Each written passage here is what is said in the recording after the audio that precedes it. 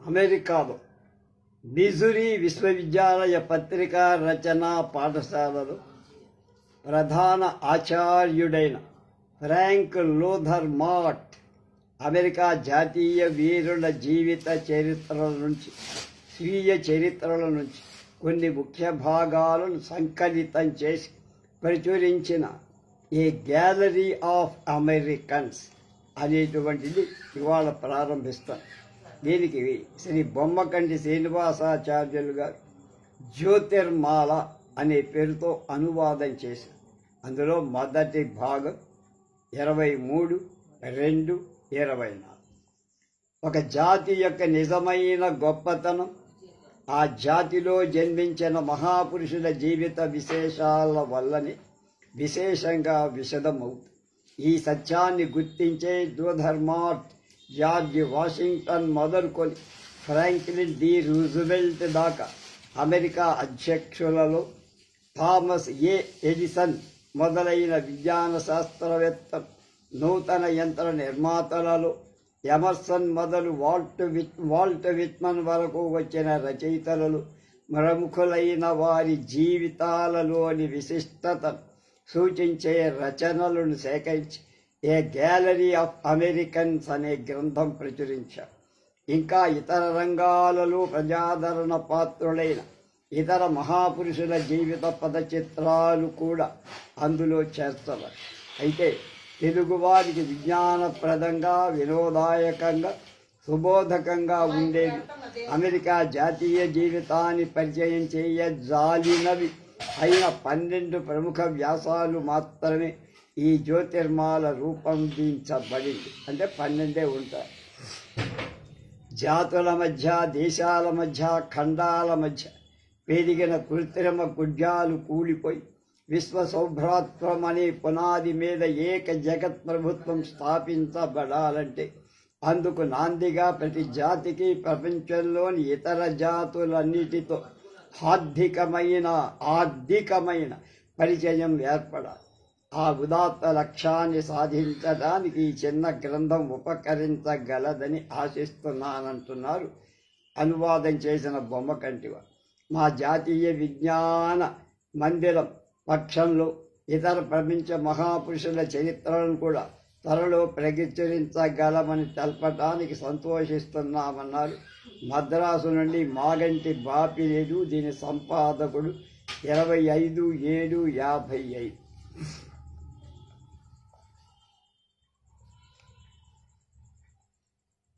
ఇందులో George Washington, Thomas Jefferson, Abraham Lincoln, Theodore Roosevelt, Franklin Roosevelt, Walt Whitman, Ralph Waldo Emerson, Mark Twain, Benjamin Franklin, Thomas A Edison, Henry Ford అంటే ఆయన T model car అంటారు, sir William Fens, అలాగే 12 మంది ఉన్నారు. George Washington మొదటి ఇలా ఉంటాడు ఆయన.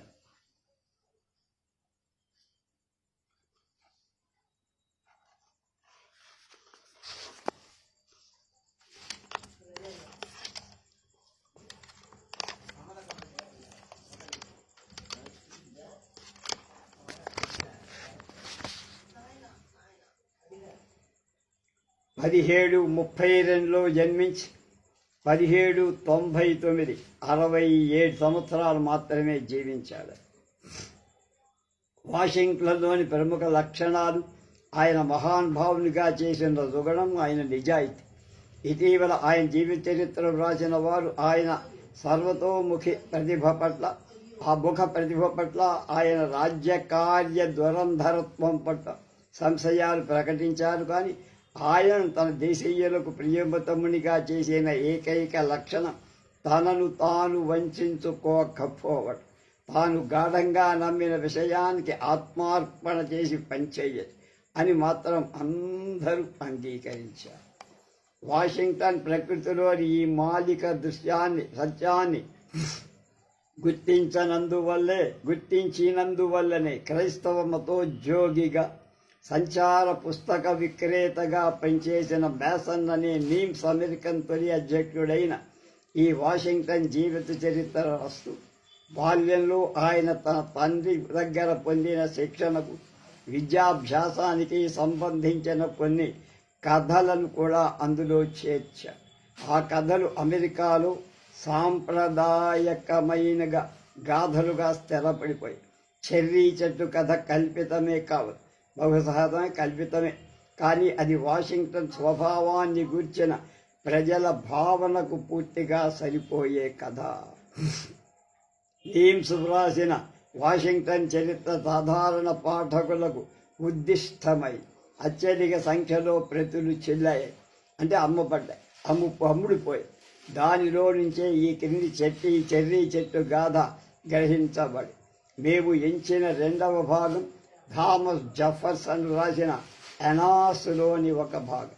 దీనిలో మంత్రివర్గ నిర్మాణం సమావేశంలోని ఒక సంఘటన చిత్రించబడి చెర్రీ చెట్టు. చిన్నతనంలో జార్జికి సత్యంలో అనురక్తి కలిగించడానికి అతని తండ్రి వాషింగ్టన్ పడ్డ శ్రమ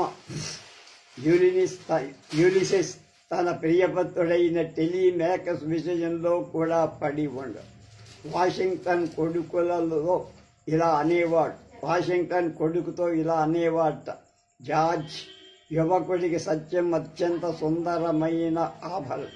నిజాయితీ గల హృదయం ఆడిన మాటల్ల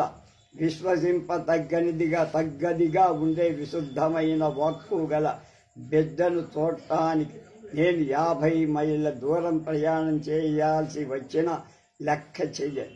ప్రతి వ్యక్తి దృష్టిలో అటువంటి బిడ్డ ఎంతో అందంగా కనపడదా. అలాంటి బిడ్డని తల్లిదండ్రులు అమితంగా ప్రేమిస్తారు. ఆ బిడ్డ బంధువులు అతన్ని చూసుకొని గర్వపడతారు. తమ పిల్లల ముందు నిరంతరం అతన్ని ప్రశంసిస్తూ అతన్ని అనుకరించమని వారిని హెచ్చరిస్తారు. అతడు రాగానే తమ బిడ్డలను సన్మార్గంలో పెట్టడానికి వచ్చిన ఒక దేవతామూర్తి అన్నంత ఘనంగా అతన్ని లాలిస్తారు. ఇక రెండో వైపున జార్జ్ అబద్ధాలాడటం బాగా అలవాటైపోయి అతని మాట ఏదీ నమ్మటానికి వీలు లేకుండా పోయిన కుర్రాడి సంగతి చూడయ్యా. వాడెక్కడికి వెళ్ళినా అసహించుకుంటారు. ఏ తల్లిదండ్రులైనా తమ బిడ్డలు వాడితో కలిసి తిరగటం చూస్తే హడలిపోతారు. జార్జ్, నా తండ్రి, నువ్వు ఇటువంటి వాడివిగా అవటం కళ్ళారా చూడటం కంటే నువ్వు నాకు ఎంత ప్రియతముడివైనా సంతోషంగా నిన్ను మృత్యుదేవతకు అర్పించటానికైనా నేను సిద్ధపడతా. చిన్న అడుగులతో నాతో పాటు పరుగులు పెడుతూ ఉండే నిన్ను ప్రేమ తొణికెసలాడే చూపులతో తీయని తొక్కు పలుకులతో నా జీవితంలో అత్యధిక సుఖాన్ని కలిగిస్తున్న నిన్ను చేయేతులా వదులుకోవటం నాకు కష్టమైనదనే మాట నిజమే. అయినా సరే నా బిడ్డ అబద్ధాల కోరుగా తయారవుతుండగా చూడవలసి రావటం కంటే వాడిని వదులుకోవటమే నాకు ఇష్టం. నాన్న అని పిలిచి జార్జి గంభీరంగా తండ్రిని అడిగాడు, నేను ఎప్పుడైనా అబద్ధాలు ఆడుతున్నానా అని. లేదు జార్జ్, నువ్వు అబద్ధాలాడకుండా ఉన్నందుకు నేను భగవంతుడికి నమస్కరిస్తున్నాడన్నాడు తండ్రి. ఇక ముందు కూడా నువ్వు అబద్ధాలు ఆడబోవనే ఆశతో సంతోషపడుతున్నానురా. కనీసం నా వల్ల నీకు అటువంటి అవమానకరమైన అపరాధం చేయాల్సిన అవసరం ఏనాడు కలగబోదు. నిజానికి చాలామంది తల్లిదండ్రులు చిన్న తప్పుకి కూడా పిల్లని కొడుతూ బలవంతంగా ఈ దారుణ అభ్యాసానికి వాళ్ళు పాటుపడేట్టుగా చేస్తారు. మరోసారి తప్పు చేసినప్పుడు మొదటిసారి దెబ్బలతో బేజారెత్తిపోయిన ఆ పసి హృదయం దండలు తప్పించుకోవటానికి మెల్లగా ఒక అబద్ధం విడుస్తుంది. ఈ విషయంలో మాత్రం జార్జ్, నేనెప్పుడూ చెబుతూనే ఉన్నా కదా, మళ్ళీ చెబుతున్నా, పొరపాటును నువ్వేదైనా తప్పు చేస్తే దాన్ని కప్పిపుచ్చుకోవడానికి నువ్వెప్పుడూ అబద్ధం ఆడకూడదు. అనుభవము జ్ఞానము లేని పసివాడివి కనుక సాధారణంగా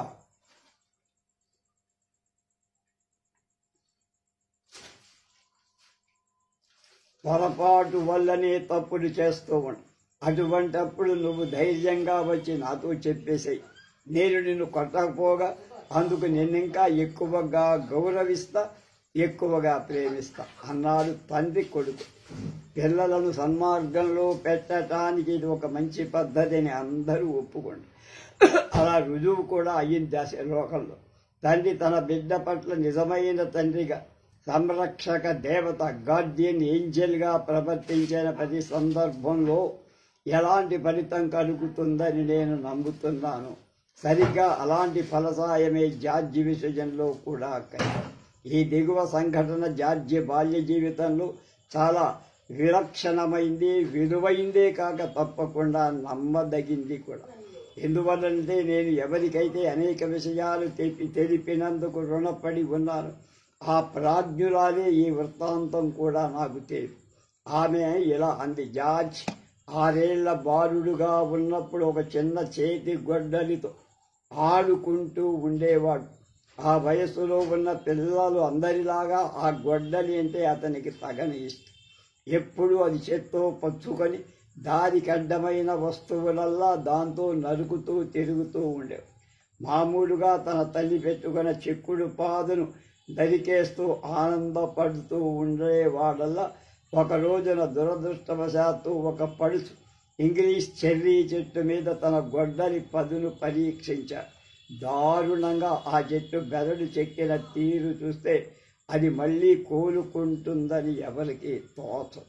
మర్నాడు ఉదయం ముసలాయన తనకు ప్రియాతి ప్రియమైన ఆ చెట్టుకు పట్టిన గతి చూసి చెరచెర ఇంట్లోకి వచ్చి ఆ కుంటె పనిచేసింది ఎవరని అతి కోపంగా గద్దించి 5 గిన్నీలిచ్చినా నేను ఆ చెట్టును అమ్మి ఉండేవాణ్ణి కాను అని కూడా అన్నాడు.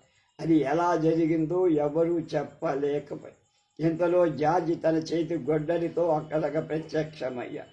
జార్జ్, ఆ తోటలో ఆ అందమైన చెల్ల చెర్రీ చెట్టును చంపిన హంతకుడెవరో నీకు తెలుసనా? తండ్రి గద్దించి అడిగాడు. అది చాలా క్లిష్టమైన ప్రశ్న. ఆ ప్రశ్న బరువుతో జార్జి ఒక నిమిషం కలవరపడ్డాడు. కానీ వెంటనే కోలుకు తండ్రి వంక చూస్తూ సర్వజన వశంకరమైన అనిర్వచనీయమైన సత్య శోభతో రెట్టించిన కాంతిగల మధురమైన వసిమోమును పైకెత్తి ధైర్యంగా అన్న, నేను అబద్ధాలు ఆడలేను నాన్న. అబద్ధాలు ఆడలేనని నువ్వు కూడా ఎరుగుదు. నేనే ఆ చెట్టును నా చేతి గొడ్డలితో నరికాను అని నిజాయితీగా మహదానందంతో తండ్రి అరిచాడు. నా బంగారు తండ్రి, ఇలా రా అని నన్ను కౌగిలించుకో. జార్జి నాకు పరమానందం కలిగించావు. నీవు నా చెట్టును నరికితే నరికావు, అందుకు 1000 రెట్ల ఫలితం నాకు మొట్ట చెప్పావు. నా బిడ్డలోని ఆ విధమైన ధర్మవీరం అలాంటి 1000 చెట్ల కంటే విలువై. ఆ చెట్టు వెండి పువ్వులు పోసి వేలి బంగారు పళ్ళు సండినా సరే అన్నాడు.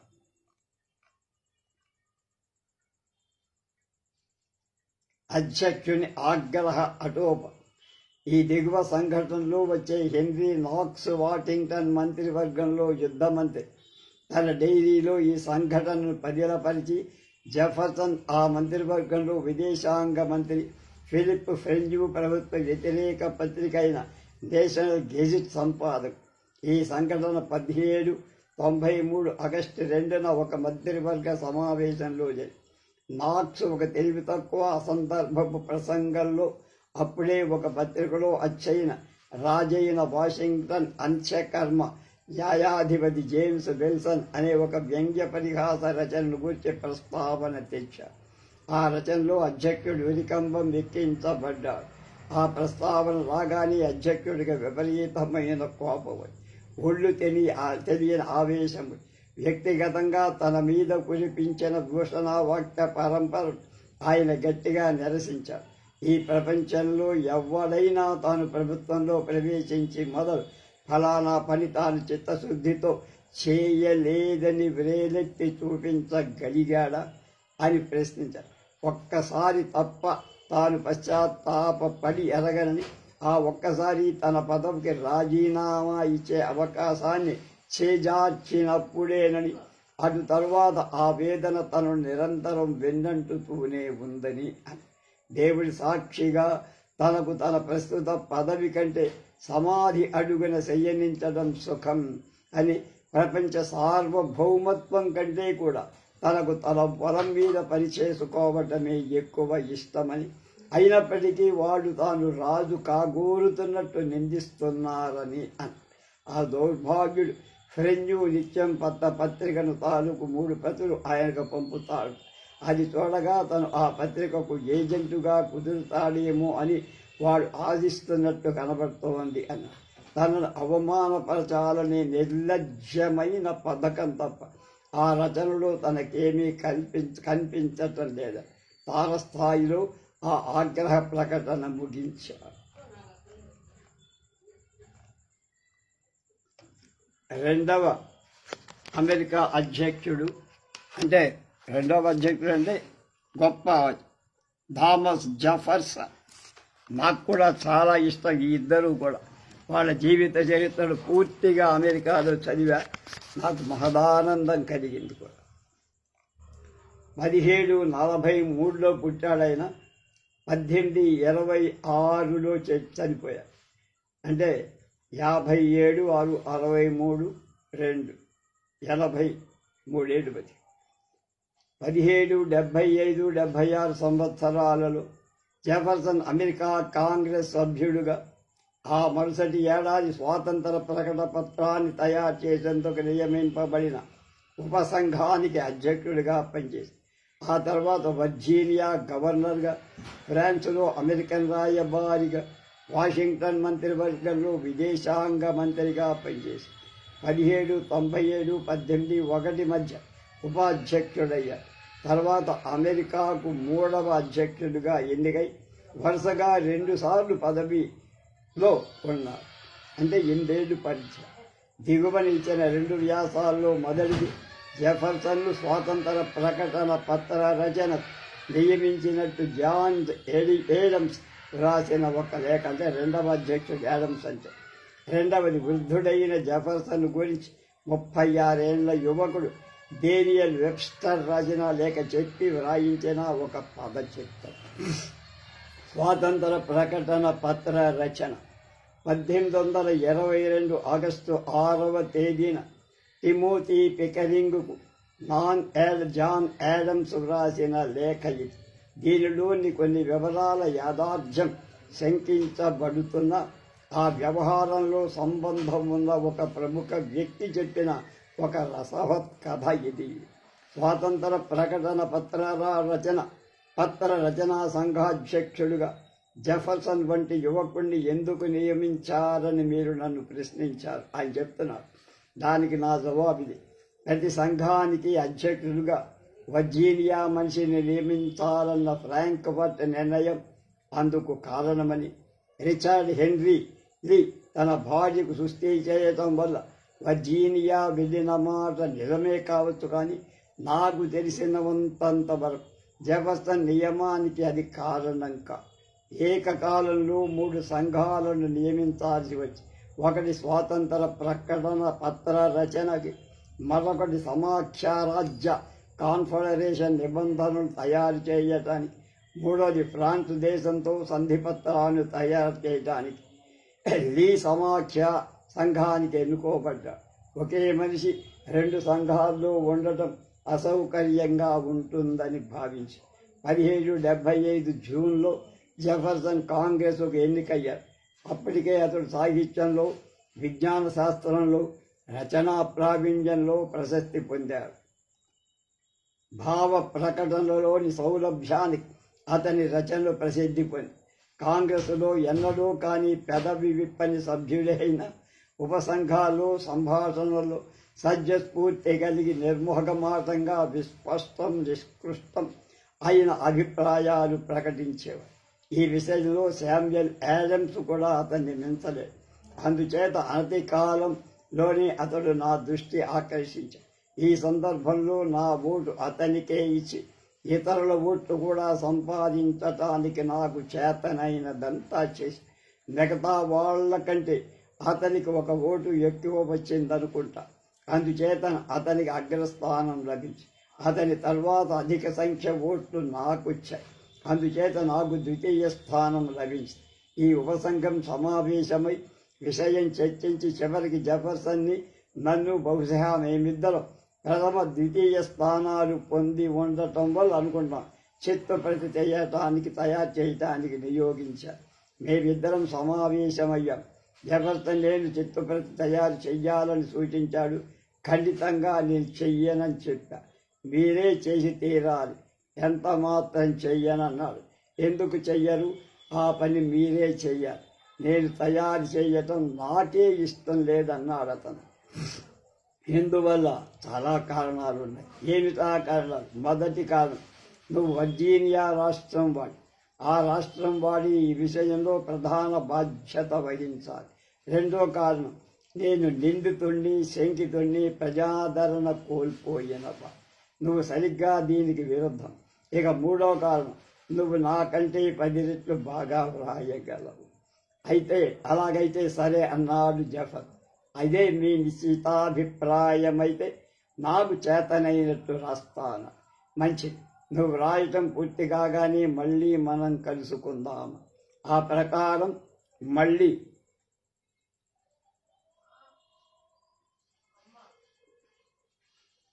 కలుసుకొని అతడు వ్రాసుకొచ్చిన ప్రతిని పరిశీలించాం.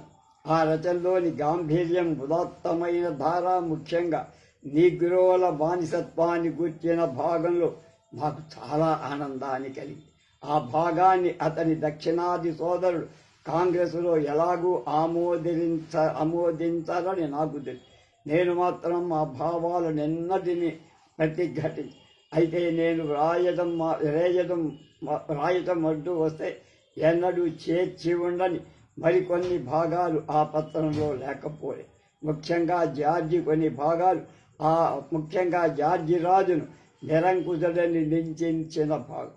అది చాలా వ్యక్తిగతంగానే ఉందని నేను అనుకున్నా. ప్రవృత్తిలో కానీ ప్రకృతిలో కానీ జార్జి రాజు నిరంకుశుడని నేను అన్నడూ నమ్మల. అంటే బ్రిటన్ జార్జి అని. అట్లాంటిక్ సముద్రానికి 2 వైపులా ఉన్న ఆయన పరివారం చేత ఆయన పరిచితుడయ్యాడని నానం. అధికారిక ధర్మ నిర్వహణలో మాత్రం ఆయన క్రూరంగానే ఉండేవాడు. జెఫర్సన్ చేసిన పదప్రయోగం చాలా ఆవేశపూరితంగా, అంతటి ఉదాత్త పవిత్ర పత్రానికి అనుచితమనిపించేంత నిందాగర్భితంగా ఉందని నేను కానీ అటు తర్వాత ఫ్రాంక్లిన్ షెర్మన్ దాన్ని ఎలాగూ పరిశీలించాల్సి ఉంది కనుక ఆ భాగం నేను కొట్టివేయడం అనుచితమని కోరుకున్నా. ఆ చిత్తప్రతిని సంఘం ముందు పెట్టడానికి నేను ఆమోదించా. నేనేదైనా మార్పు చెయ్యటం కానీ సూచించటం కానీ జరిగినట్లు నాకు ఇప్పుడు జ్ఞాపకం లేదు. 5 సభ్యులు గల మా సంఘానికి దాన్ని నివేదించాను. ఫ్రాంక్లిన్ కానీ షెర్మన్ కానీ ఏ భాగాన్నైనా విమర్శించినట్టు నాకు గుర్తులే. మేము హడావిడిలో ఉన్నాం. కాంగ్రెస్ సభ వారు తొందరపడుతున్నారు. ఆ పత్రాన్ని జెఫర్సన్ రాసినట్లు బహుశగా అతని దస్తూరిలోనే కాంగ్రెస్ ముందు పెట్టాను. నేను అనుకున్న ప్రకారంగానే దాంట్లో 4వ వంతు కాంగ్రెస్ కోసేసి, అయితే వాడు దానిలోని కొన్ని మంచి భాగాలు కూడా కొట్టేశారు. అభ్యంతరంగా తోచిందల్లా తీసేశారు. మొదటి జెఫర్సన్ తయారు చేసిన ప్రతి యథాతథంగా ఎందుకు ప్రచురించడం కాలేదా అని చాలా ఆశ్చర్యపోతూ ఉంటారు. బహుశా నీగ్రోల బానిసతనానికి ప్రతికూలంగా సాగుతున్న తీవ్రమైన ప్రచారమే ఎందుకు కారణం కావచ్చు.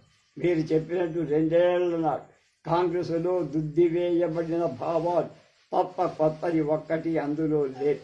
1774 సంవత్సరంతాలు కాంగ్రెస్ సంచికల జర్నల్స్ ఆఫ్ కాంగ్రెస్లోని మానవ స్వత్వాల ప్రకటనను, అస్మస్వత్వాల ఉల్లంఘనకు సంబంధించిన భాగాలే ఈ పత్రంలో సారం.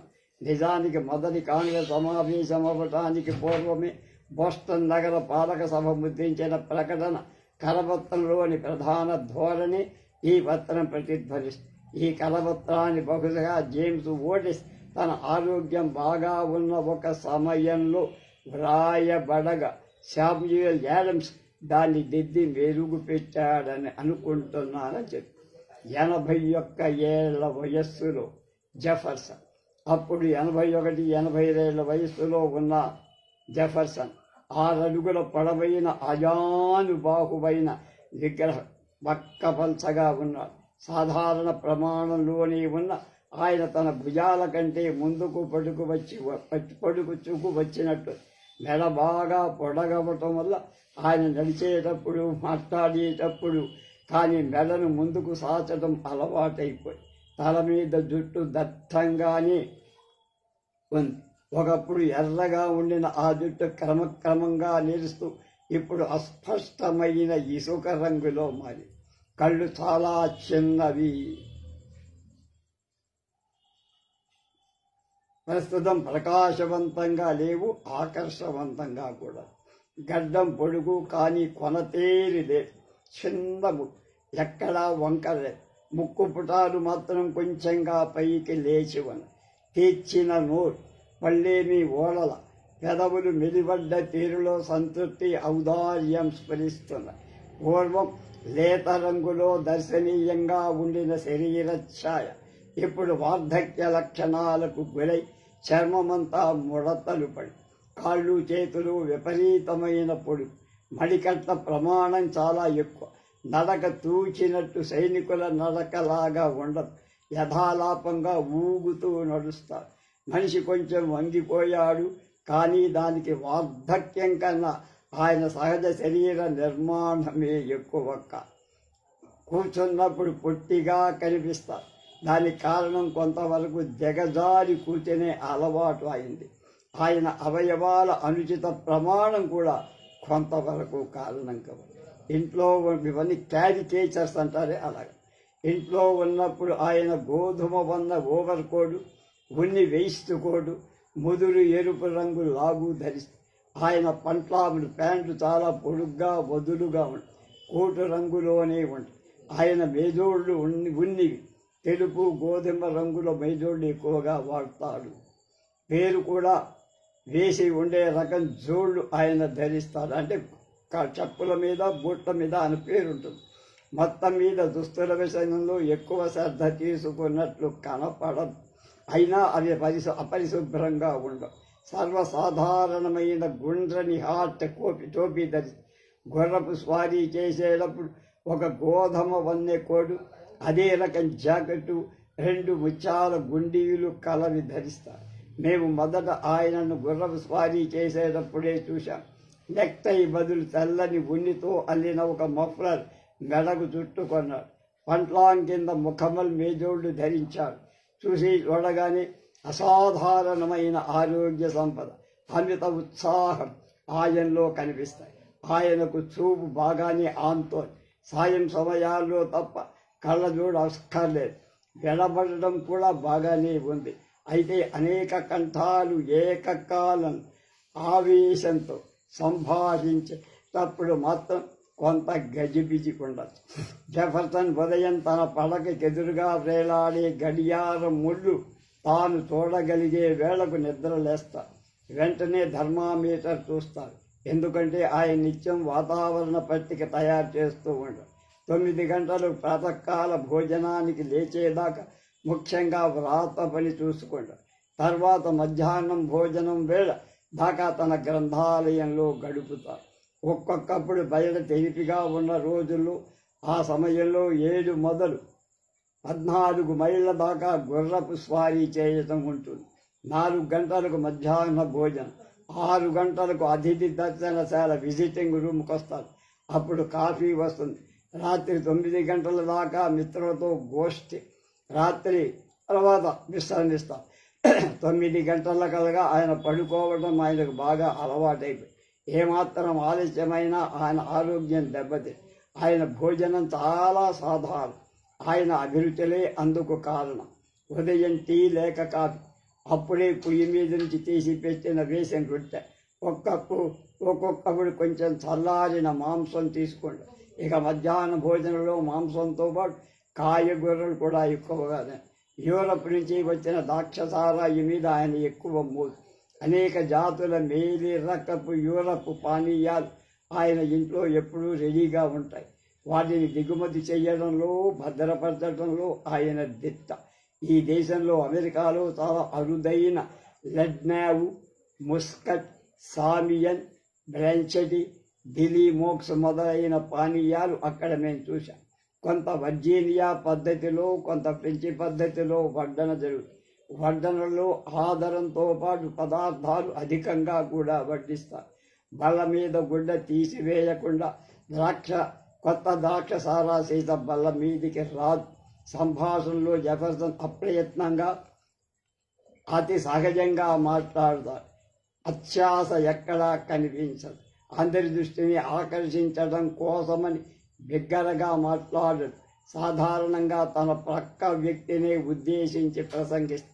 తన శ్రోత స్వభావానికి, అభిరుచులకు సరిపడని విషయాల మీద ప్రసంగం ఎప్పుడైనా చేస్తే ఆ విషయాలు ఆ సమయంలో ఆయన మనస్సుని బాగా ఆకట్టుకున్న విషయాలను అర్థం చేసుకోవాలి.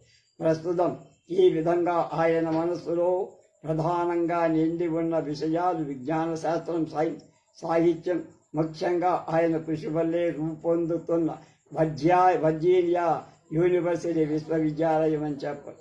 ఆయన నిరంతర శ్రద్ధ వల్ల ముందు ఆ విశ్వవిద్యాలయం చాలా ప్రయోగకారిగా, ప్రతిష్టాభాజకంగా పరిణమించగలదని ఆశిస్తున్నాం. మేము ఆయన కలిసినప్పుడు ఆయన ప్రసంగంలో వచ్చిన విషయాలు గ్రీక్, ఆంగ్లో సాక్సన్ భాషలు, ఫ్రెంచి విప్లవం నాటి చారిత్రాత్మక సంఘటనలు, తాను 1783-84 నుంచి 1789 దాకా ఫ్రాన్స్లో గడిపిన రోజుల సంస్మరణ ఉంటాయి. మూడవ ఆయన అందరికీ ఇష్టమైన వాడు అబ్రహాం లింకన్ గురించి రేపు తెలుసుకుందాం. జెఫర్సన్ యొక్క చిత్రాన్ని చూద్దాం.